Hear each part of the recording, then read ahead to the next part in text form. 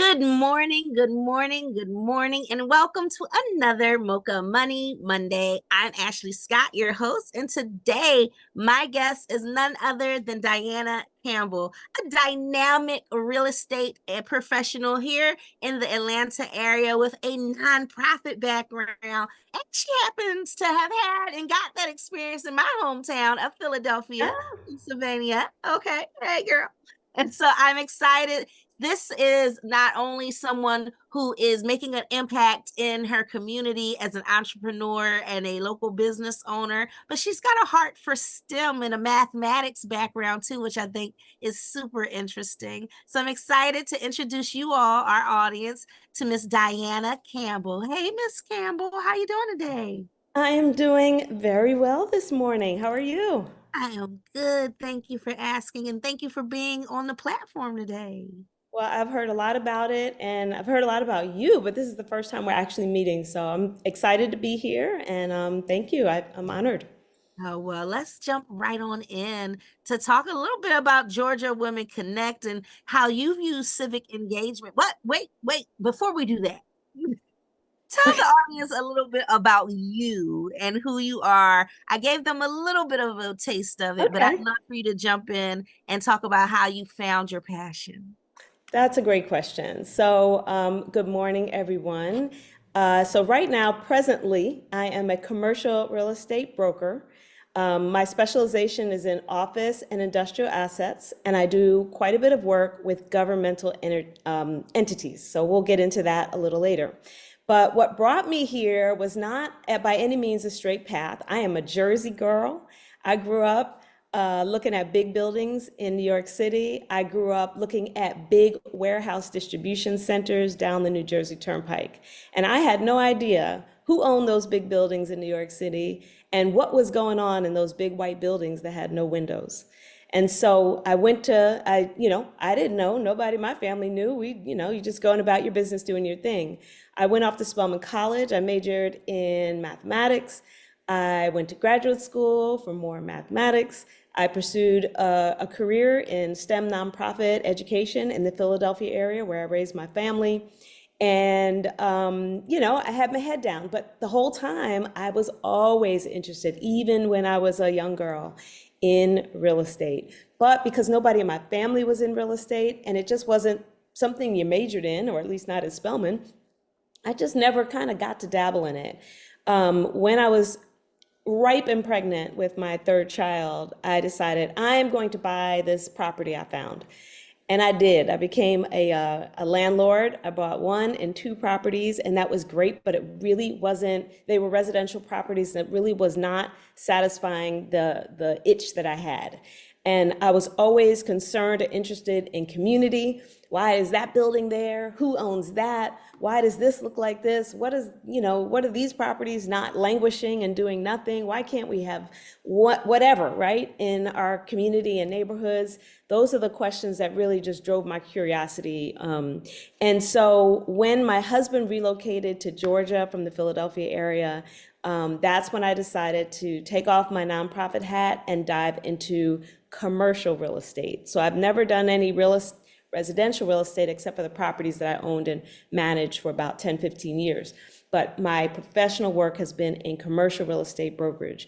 And as soon as I got to Georgia, this is kind of a longer story, but I think it's a little relevant. I've been watching a lot of HGTV with my husband, and we just knew we were going to be renovating a warehouse. So when I decided I wanted warehouses to be my specialty, that's what I was thinking about. But then I got to Georgia and I saw those big distribution centers again. And then it hit me and I started digging in and I understood how relevant they were to Georgia's economy, to Atlanta's success.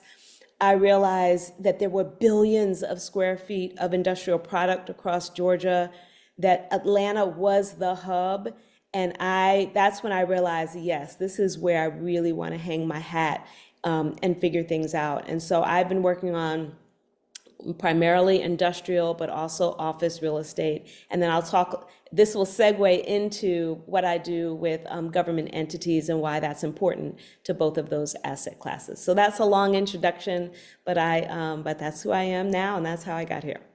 I love that. And it sparked so much of my curiosity because I have a similar background. I used to always think about those abandoned houses in Philly, and I'd always be like, we've got this homelessness problem. Why aren't we converting these buildings? And so curiosity really is what gets us, I think, to our passions long term I and believe that.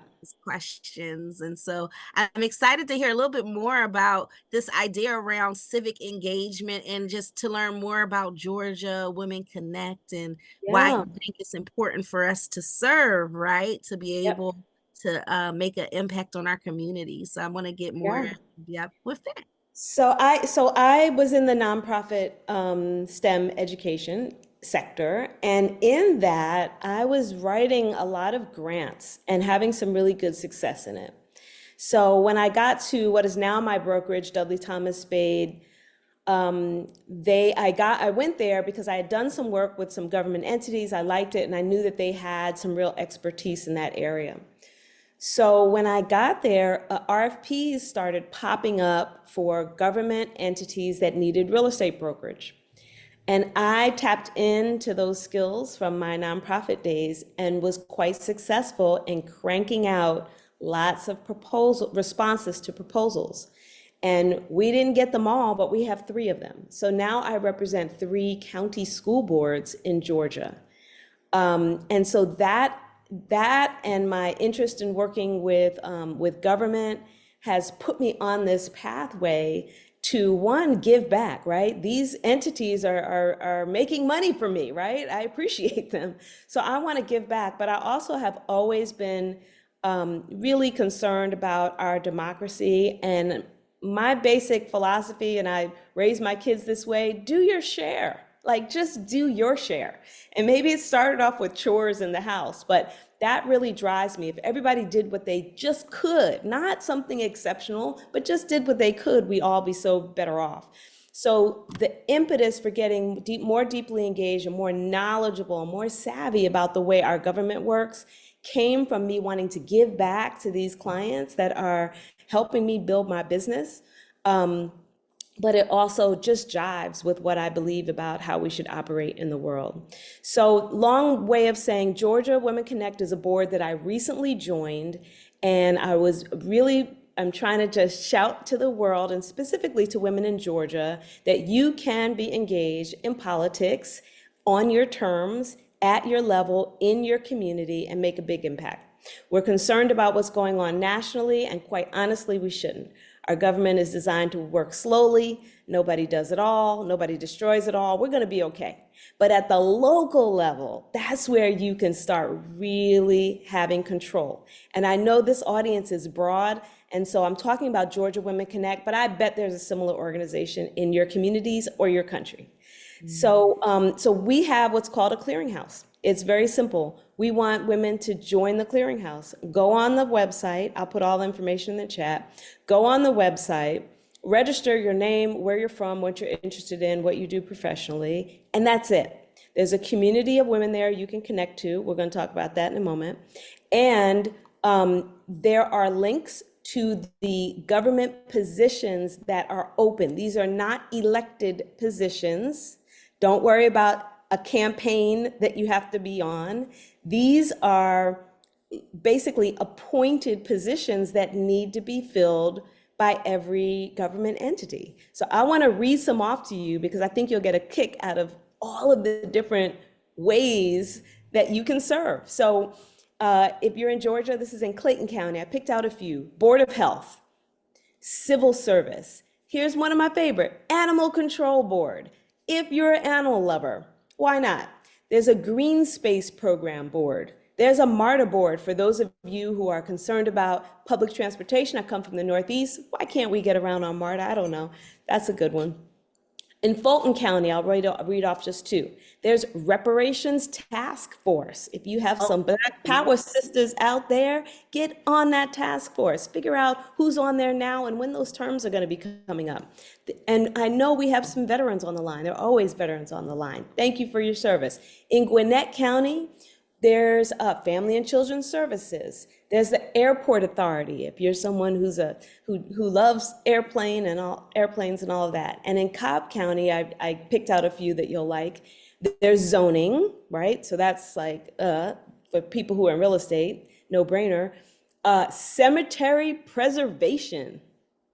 I'm not mad at that. And historic preservation, if there's history buffs. So no matter, again, going back to your curiosity and your passion, whatever it is you do, you should look for how that's relevant to the way your community operates. By being a part of our clearinghouse, we're just trying to tap you into that, make you aware of it. And if something comes up, then we can try to, on the other end, connect with our civil leaders to pick you. So there are two parts of the process. You have to show up and raise your hand, and that's what it means to be in the clearinghouse. But on the other side, you got to be picked, and that's where we try to advocate, but also educate and prepare you. And so we have webinars that we're putting up to elevate the women who are in our clearinghouse. That is really the long and short of Georgia Women Connect. It's just that simple. It is free, and I'm here to just get everyone to sort of think about if you can play a part in that way. Well, this is so important because when we think about the school board, school district, there's so many things that we should be raising our hand and at least being knowledgeable about. Maybe you know somebody who is really active and engaged in community and they might be good for the role. So it's good to know about these types of organizations and the resources that are out there for people who might want to raise their hand and do some good in their neighborhoods. So Ashley, I want to say a couple of words about why this is good for you if you're an entrepreneur and you're in business. Okay, so low-hanging fruit, if you're in real estate in particular, some of these committees are specifically related to real estate, like zoning.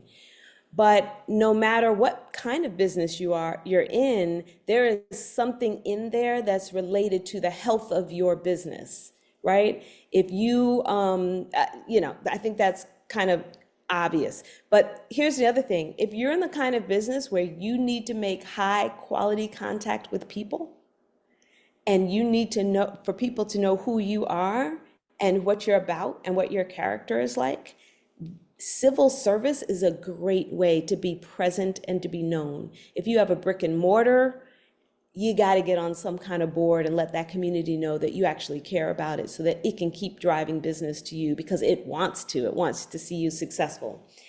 And then also imagine how much market insight you can bring to your clients when you're prospecting, right? If you're prospecting and you're in that kind of business where you have to make cold calls, there's a difference between saying, hey, I'm Diana, I want to do business with you. Can we talk?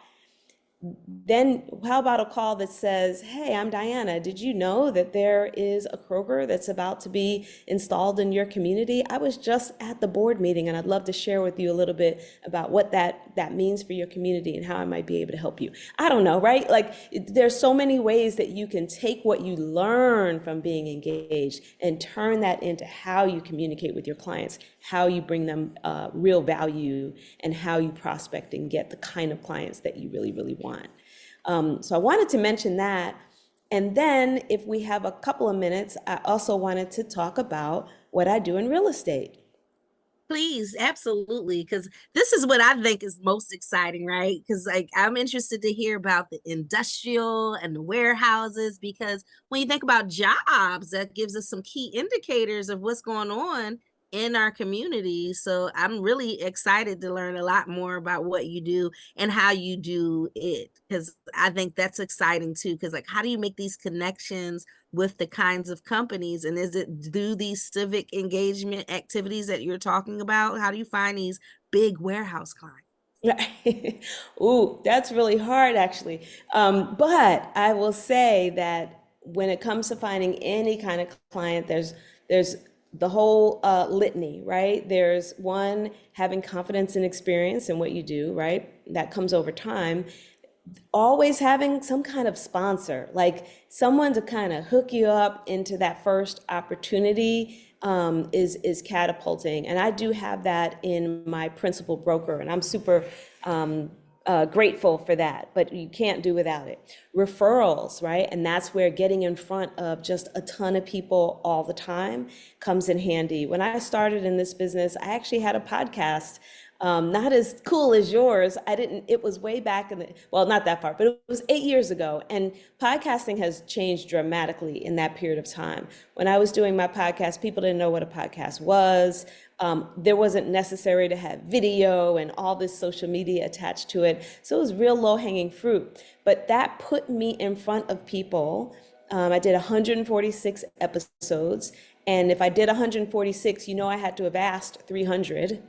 Right? And so that put me consistently in front of volumes of people. And then when I finally got in front of them, they were high quality, high engagement conversations. And those led to friendships, quite frankly. And I am still doing business with people who I started with that podcast right away. So that's one way in which I got to some of my warehouse clients for sure. And it's also the way I got to my first government client as well. I hit up all of the civic leaders in the particular geography that I was interested in. And one of them hired me to do an acquisition for them in their town. And so getting to big clients, it's business as usual. It's quality engagement, it's cold calling, it's hoping and praying. It's having a sponsor, having someone to kind of hook you up, if you will, and then getting that experience that you need so that when you do engage people, you can show up as the type of professional that they want to be working with. I mentioned responding to RFPs. That has been how I've gotten to the government clients that I currently work with, the school boards that I work with. And interestingly enough, they too want office and industrial, and they also want land. So the other piece I will say is if you're in a large enough market, having a specialization, something that you do, you're fairly focused on, so that can be a way to kind of show up and have the skills that your client is actually going to need and to give the most value. So I wanted to talk about federal, state, county, city, and court level. That's kind of, so on the federal level, I haven't done any federal deals yet. I am working on that. And if there's anybody out there that's doing business with the federal government and needs someone to find them that space for their project, I am the one to call. But I do get a lot of calls from people who have federal contracts and are looking for help to find the building that they need to fulfill their contract. So I've gotten a lot of calls from that, so it is a thing. At the state level, I work with a developer, and what he does is, and I hope my background's okay, I think the lawnmower is going. I work with a developer at the state level, and what he does is the state will decide it wants a building for a particular purpose. I go out and find, and it puts out an RFP and says, hey, bring me this, somebody out there, bring me this building. I go out and I find the building, and my developer client will buy the building. They'll fix it up just the way the state wants it, win the assignment to do so, and then the state occupies it for 10, 15 years, and my client takes that building, puts it back out on the market, and sells it for more. So I'm describing that because there are ways to be in real estate all along that progression. So I'm on the acquisition side, my client's on the development side, and then there are people who package up government offices and then sells it on that capital market. On the county level, I mentioned working with school boards. They will often put out RFPs for having a broker. Those RFPs are usually 1 year at a time, and you just have to pray that you get renewed, but then you typically do, and I've been renewed a couple of years now from each of my clients. I have 3 of them, and every year you just fulfill their needs. It is challenging working for government entities. They kind of have to pull their acts together, and they have a lot of processes that are pretty slow. But then when it starts to kick up, they have really good projects. And if you can get that foothold in and keep getting renewed, you're their person for a good period of time. On the city level, I mentioned working for a city. They needed the acquisition of a piece of property.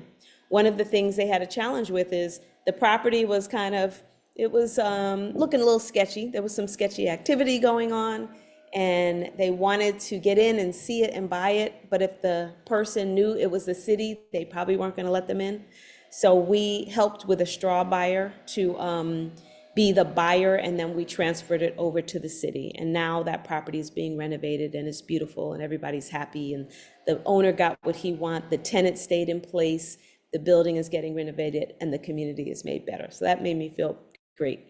And then court, last example, I've worked for a trustee of a court. So they had a bankruptcy, an industrial property that, was in bankruptcy, and they needed to get rid of it. And so they had to find someone to help them with that because they're not brokers. So I hope I just described various ways in which the government is relevant to business and you doing business. That's my intent. And to also share a little bit about my expertise, should you have any referrals or have any questions or know anyone who I might be able to connect with. And in particular, I'll say that I love connecting with civic leaders, of course. And anyone you know in that regard would be an awesome person to introduce me to. Well, thank you so much, Diana Campbell, for sharing your insights with our audience today. How do people get in touch with you? Are you a part of our Phenomenal Hues Global Network? I should be if I'm not, right? But I think I am. I don't know. Let me You know if gotta I visit am or not. phenomenalhues.com. So make sure you're registered and that you share your knowledge on the platform. We're building our very own social media network for exceptional women like you. So get on the platform, share this knowledge, and we are going to continue to grow. Going to go make sure I get some of those local leaders, civic leaders like you're talking about, onto the platform so that you can connect in that way, because I think what you're doing is pretty cool and very helpful for making sure that our communities are growing, sustainable jobs, economic development. All of that takes place right where you are at the nexus of those tables. So thank you for what you're doing. Yeah, can I say two more things Yes. quickly? The first is that if you are in Georgia, it is primary time, and you can vote tomorrow, May 21st. When will this post this program? It will be posted by tomorrow. It Okay, usually so if you're listening to this, today is your day, and it is the last day to vote. There is a website called mpv.sos.ga.gov, and that should be on your dashboard. And it is the easiest thing in the world to figure out where you vote, what the ballot looks like, and when to vote. If you do nothing, do that. We'll have Georgia Women Connect in there. And then if you're interested in real estate, there is a bill that I'm going to challenge you to go and read. I am trying to read through it myself, but it basically says that certain foreign people can't buy agricultural land in Georgia. If certain people can't do stuff, that should concern all of us. But what should also concern us is what is it that's going on in the background that leads this to be a concern? And I think this is nonpartisan. There's a reason people are afraid of certain people buying agricultural land. We need to know what that is. But we should also be concerned with that type of language in our laws. How do we change that? How do we safeguard? How do we protect ourselves and others? How do we stay informed? How do we stay safe? We get engaged. No, this is good. Thank you for that. So I would love for you to talk more about this farmland. So we're going to have to invite you back, because that's the space that I'm in, is at land sales and agricultural land sales. And it is some concern, like you said, it's a bipartisan concern. And it's when it comes to how do we continue to feed ourselves and make sure that we can be able to make products domestically in our country without it being a commodity that we don't have access to when other people own our land. So Bill 420, I'd love to come back on after we've all had a chance to digest it and talk about it. And I'm a foodie, and I'm also kind of a health nut. And so I'd love to come back and talk to you about that. All right. Well, thank you again, Miss Diana Campbell. Tune in next time for our next Mocha Money Monday. And thank you for tuning in to another episode brought to you by Wilson's Financial Group and the Phenomenal Hughes community. Go check out also our Wealth Expansion Blueprint to check out our upcoming webinars. We can't wait to see you soon and continue helping you on your pathway to becoming a bankable CEO. Peace, everybody.